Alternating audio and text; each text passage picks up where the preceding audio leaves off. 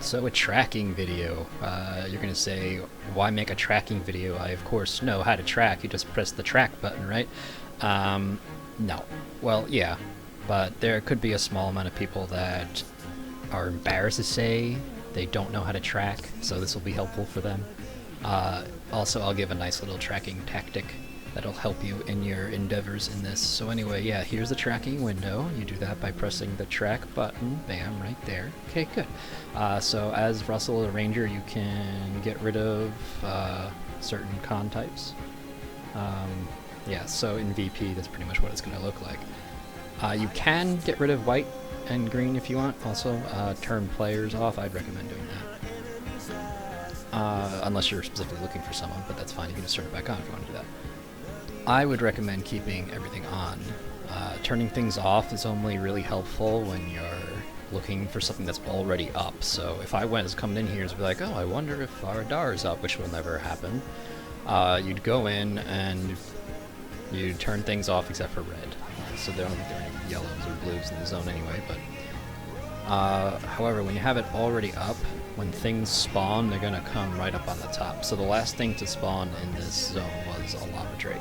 So if PD or something else were to spawn in your track window, you would have PD right up here on top. So lava drake moved down and that would come up. So that's why I'd recommend keeping it here. If you have an empty track window, you're always gonna be unsure. You click track, it's like, did it refresh? Did it not? And you're not gonna be too sure what's going on. So if you have it on, let's wait until it refreshes. See how it turns off, turns back on. You know it refreshed. There's no doubt in your mind, and you're not gonna have any sort of difficulty seeing a big red name up here on top, so I'd recommend keeping that up. However, there is the tracking macro, which can make your life easier. So if you take a look at this is something that not everyone knows how to do. I actually had to kind of refigure it out, and I forget who taught me in the first place, but you can have this set up here.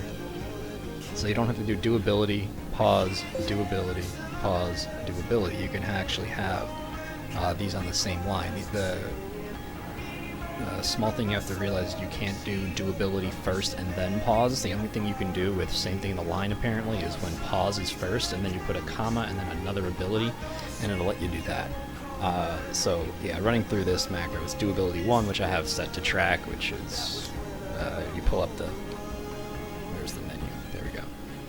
Pull up this menu right here, go here, and this is ability 1. So if you do /do ability 1, this is what it'll do. If I did do ability 2, it would be sneak. If I did 3, it would do nothing because I don't have anything set to that. I would just do yeah, forage. Anyway, so anyway, yeah. Do ability 1, it'll track, and the recast or the cooldown on track is 10 seconds, so pause 100. Pause 100, do ability 1. Pause 100, do ability 1. Pause 100, do ability 1.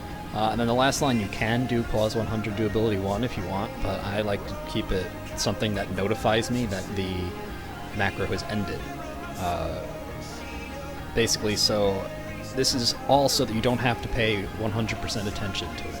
I'm paying enough attention to it that I can see PD's name pop up, but I want to see some sort of visual stimulus down here. So let's just press this right now. So yeah, it's running the macros on do ability 1.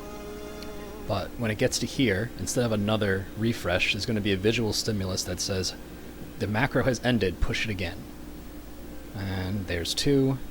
So as you can see, this is kind of getting long already, and we're already here. I'm not going to sit here and count on my fingers, 1, 2, 3, 4, 5, 1, 2, 3, 4, 5, 1, 2, 3, 4, 5. Right now I'm just trying to fill in time for this macro to finish. So, alright, let's relax. Just let it happen. Okay, good. So you see here, this popped up and that tells me it's over, so I press it again. If I left that as do ability 1, I'd have to count or I'd be guessing. So you don't even have to do a who or Russell. You can do however you want to set it up. At one point I had just /who, and it gave me a zone, but then that kind of spams you when there's a shit ton of people in the zone, which we have now for VP FTE. I did who all Ektar at one point. I did who all Ektar because I know for a fact that Ektar isn't on when I'm on. Well, usually. Who all Russell, obviously, is whatever. So you can do who all whatever you want. Or you don't even have to do who all. You can do whatever the hell you want to put in there. Anything that can help you. You can even do ability 3 and you'll start foraging. And be like, oh, there's food on my cursor, or whatever the hell you want to do.